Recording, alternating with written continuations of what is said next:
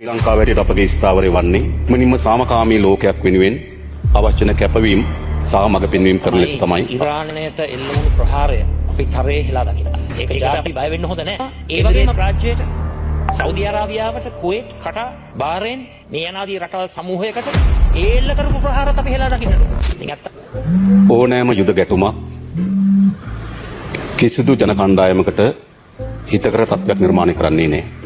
ශ්‍රී ලංකාව වැටියට අපගේ ස්ථාවරය වන්නේ මෙම යුද්ධයට සම්බන්ධ වූ සියලු පාර්ශවයන් ඉතා ඉක්මනින්ම සාමකාමී ලෝකයක් වෙනුවෙන් අවශ්‍ය කරන කැපවීම සහ මඟ පෙන්වීම කරන ලෙස තමයි අපගේ ස්ථාවරය වන්නේ. තමයි ඉරානයට එල්ල වුණු ප්‍රහාරය අපි තරයේ හෙලා දකිනවා. ඒක ජාත්‍යන්තර නීතිය උල්ලංඝනය කිරීමක්. එක්සත් ජාතීන්ගේ ප්‍රඥප්තිය තුළ ආටිකල් 2.4 ඒකෙන් කියනවා ප්‍රහාර එල්ල කිරීම තහනම් කියන එක. ආටිකල් 2.7 ඒ කියන්නේ රටක අභ්‍යන්තර කටයුතු වලට ඇඟිලි ගසන්නට බැරිවීම කියන එක.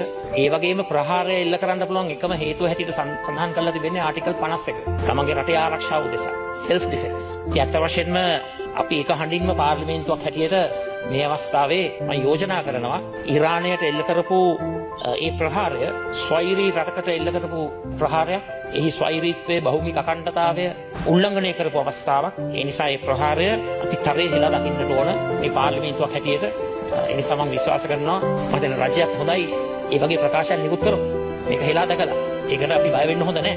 ඒ වගේම අපි කියන්නට ඕන බොහොම පැහැදිලිව පෙරලා ප්‍රහාර එල්ල වෙලා තිබෙනවා එමිරේට් රාජ්‍යයට, සෞදි අරාබියාවට, කුවේට්, කටාර්, බාරේන් මේ යනාදී රටවල් සමූහයකට ඒ එල්ල කරපු ප්‍රහාරات අපි හෙලා දකින්නට ඕන. ඉතින් අත්ත වශයෙන්ම මේ යුදමය තත්ත්වය තුළ නිර්මාණය වී තිබෙන මේ ව්‍යාකූලත්වය තුළ අපේ රටක් හැටියට පිරිසිදු ශක්තිමත් ස්ථාවරයක සිටිය යුතුයි කියන එක අපි විශ්වාස කරනවා.